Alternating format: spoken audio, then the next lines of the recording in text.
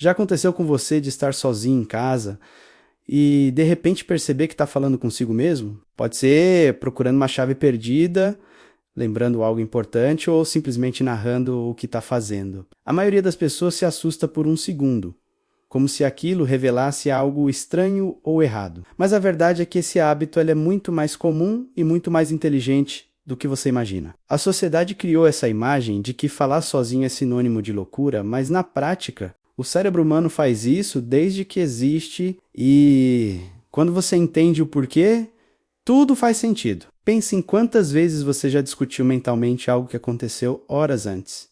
Ou ensaiou uma conversa que nem chegou a existir. Algumas vezes a voz sai sem querer, outras fica só na mente, mas o mecanismo é o mesmo.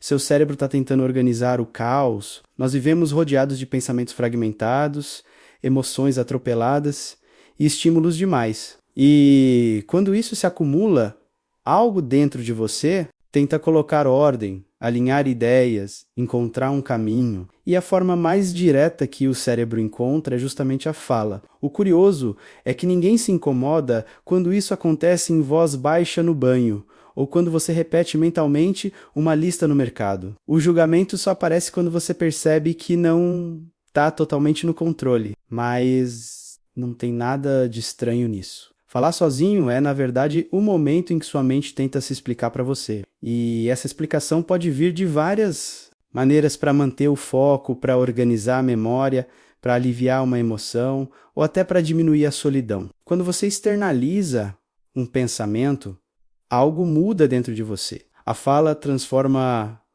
bagunça em clareza, um pensamento perdido vira objetivo. Uma emoção presa vira sensação reconhecida. Um problema gigante vira algo que você pode administrar. A ciência explica que verbalizar ativa áreas diferentes do cérebro ao mesmo tempo. Você pensa, fala e escuta. É como ligar holofotes dentro de um quarto escuro. De repente tudo fica mais nítido. E existe uma outra camada nisso tudo.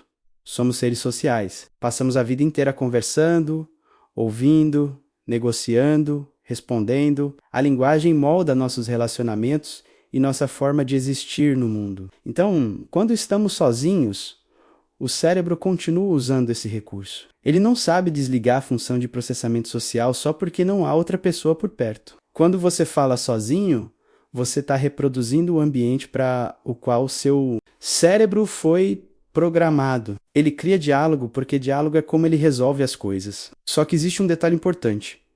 Falar sozinho não é apenas racionalidade, é também emoção. Em muitos momentos da sua vida, principalmente quando está ansioso ou sobrecarregado, você usa a fala para se acalmar. Quando diz calma, vai dar certo, você está literalmente regulando seu sistema nervoso. A fala funciona como uma âncora emocional. Ela te tira do turbilhão interno e cria uma distância segura entre você e aquilo que sente. Em vez de se afogar no que está acontecendo, você observa, identifica, respira. Isso explica por que algumas pessoas falam mais sozinhas quando estão sob pressão. A mente tenta manter o equilíbrio, tenta criar estabilidade no meio da confusão, e isso não significa fraqueza. Significa que seu cérebro está funcionando exatamente como deveria, protegendo você quando as coisas apertam, mas tem outro ponto que quase todo mundo evita admitir. Às vezes, quando você fala sozinho, não está tentando se organizar, está tentando preencher um vazio. A solidão é silenciosa, pesada. E o cérebro não lida bem com esse silêncio. Pessoas que passam muito tempo sozinhas, seja por rotina, isolamento ou circunstâncias, acabam usando a fala como companhia. Não é loucura, é necessidade humana. É a mente dizendo, eu ainda existo, eu ainda estou aqui. Depois de períodos longos sem interação, falar sozinho se torna quase um instinto de sobrevivência emocional. Isso não faz de você alguém estranho, faz de você alguém humano. Mas também é importante reconhecer quando esse hábito muda de função. Existe diferença entre falar sozinho para se organizar e falar sozinho para se esconder. Quando a fala começa a substituir o contato social completamente, quando vira um refúgio para evitar pessoas reais, quando se torna uma fuga obsessiva para o mundo interno, aí o cérebro pode estar pedindo ajuda de outra forma. Não é sobre patologizar, é sobre observar quando algo começa a te isolar, ao invés de te ajudar, vale prestar atenção. No geral, falar sozinho é um sinal de que você está tentando lidar com algo, seja foco, emoção, solidão, ansiedade ou simplesmente processamento interno. Crianças fazem isso o tempo todo enquanto brincam, e isso é essencial para o desenvolvimento. Adultos que mantêm esse hábito estão, na verdade, usando uma ferramenta poderosa que nunca deveria ser abandonada. Pessoas criativas, artistas, escritores, pesquisadores, todos relatam que falar sozinho é parte do processo de raciocínio. É método, é estratégia, é clareza em voz alta, mas existe uma verdade que ninguém gosta de olhar de frente.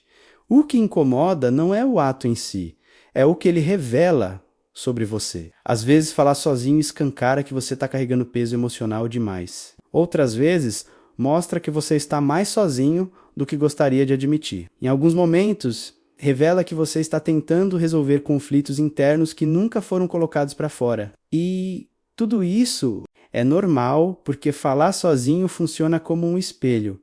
E espelhos mostram exatamente o que está ali. Então, em vez de se julgar, tente se observar. Pergunte a si mesmo, por que estou fazendo isso agora?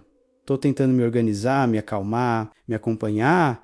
Ou estou tentando preencher algo que falta? Não com culpa, mas com curiosidade. A resposta pode dizer muito sobre o que está acontecendo dentro de você. Se falar sozinho te ajuda a pensar, continue. Se te ajuda a lidar com emoções difíceis, continue. Se te ajuda a aliviar o estresse, continue. Mas não deixe que essa seja a sua única forma de diálogo. Você também merece ouvir outras vozes, sentir outras presenças, criar conexões. A fala é uma ferramenta, não uma substituição. E se esse vídeo fez você refletir sobre seus próprios hábitos, aproveita para se inscrever no canal. Aqui, toda semana, você encontra conteúdos que te ajudam a entender sua mente, suas emoções e seu comportamento. Sem julgamento, com leveza e profundidade. Porque se tem algo importante na vida, é aprender a conversar consigo mesmo e com o mundo da forma mais honesta possível.